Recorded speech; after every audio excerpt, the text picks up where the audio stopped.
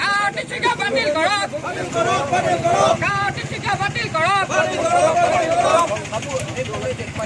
ইনকলাব জিন্দাবাদ জিন্দাবাদ জিন্দাবাদ ইনকলাব জিন্দাবাদ জিন্দাবাদ জিন্দাবাদ আমি নামানো নামানো নামানো ওই বক্তা সহায়ক ইনকলাব জিন্দাবাদ জিন্দাবাদ জিন্দাবাদ মুর্দাবাদ মুর্দাবাদ মুর্দাবাদ মুর্দাবাদ আমি নামানো আমি নামানো হুম জিন্দাবাদ জিন্দাবাদ জিন্দাবাদ এপিএলসি লং লিভ আমি নামানো বিজেপি সরকার নিপাত যাও বিজেপি সরকার হিতালী এখন বন্ধ করক আমি নামানো জাতি দংকি সিদ্ধান্ত বাতিল করক এপিএলসি জিন্দাবাদ হিতালী এখন বন্ধ করক AJYCP লং লিভ আমি নামানো গ্রিন ক্লাব জিন্দাবাদ গ্রিন ক্লাব জিন্দাবাদ আমি নামানো আমি নামানো আমি নামানো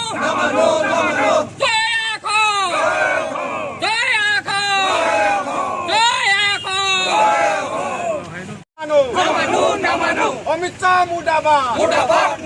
নরেন্দ্র মোদী মুর্দাবাদ অমিত শাহ গুন্ডারাজ বন্ধ করক AJYCP লং লিভ সুভাষ পরিষদ জিন্দাবাদ এপিএলসি জিন্দাবাদ AJYCP লং লিভ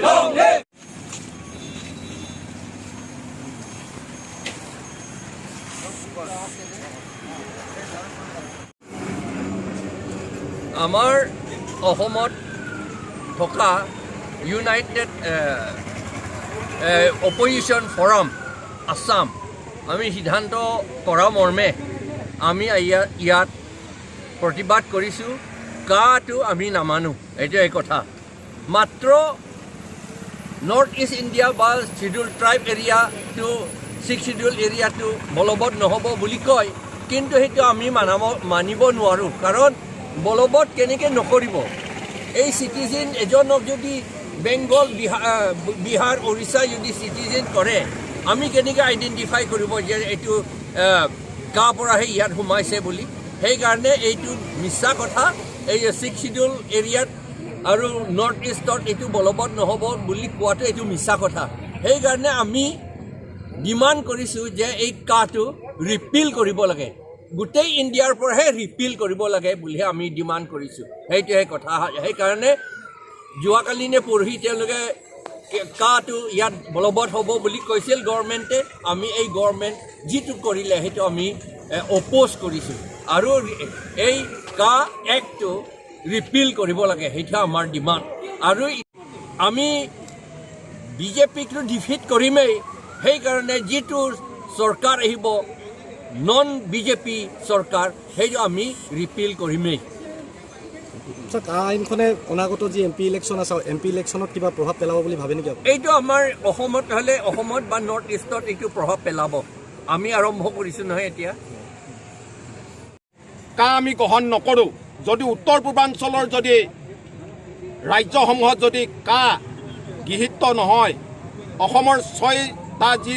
ষষ্ঠ অনুসূচিত জিলা আছে তাত যদি গৃহীত নহয় তেতিয়া অসমৰ বাকীসমূহ জিলাৰ কাৰণে কেনেকৈ ভাল হ'ব আমাৰ এতিয়া প্ৰশ্ন হৈছে আৰু যিটো ষষ্ঠ অনুসূচিত যিবোৰ জিলাত প্ৰযোজ্য নহয় বুলি কৈছে যে ইয়াৰ জনসাধাৰণে যদি এতিয়াও হাৰ পোৱা নাই ভৱিষ্যতলৈ কিন্তু সেই কাখনে কিন্তু ষষ্ঠ অনুসূচিত অঞ্চলসমূহতো জিলাসমূহতো কিন্তু কাখনে গ্ৰাস কৰিব আমাৰ ভাষা সংস্কৃতি কৃষ্টি সেইকাৰণে আমি আজি এই আপোনালোকৰ সংবাদ মাধ্যমৰ যোগেদি আমি ৰাইজলৈ আহ্বান কৰিছোঁ যে ৰাইজ ওলাই আহক ৰাজপথলৈ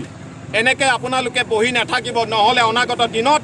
এখন ত্ৰিপুৰা ৰাজ্যৰ দৰে আমি অসমত পৰিণত হ'বলৈ আগবাঢ়ি গৈ আছোঁ সেইকাৰণে সময় থাকোঁতেই এই হিটলাৰী শাসন ব্যৱস্থাৰে যে শাসন কৰি আছে ভাৰতবৰ্ষৰ জনসাধাৰণৰ অসমৰ জনসাধাৰণৰ যে বিজেপি চৰকাৰখন অনাগত দিনত খিলঞ্জীয়াবাসী ৰাইজে এই চৰকাৰখন উফৰাই পেলাবলৈ বদ্ধপৰিকৰ হ'ব লাগিব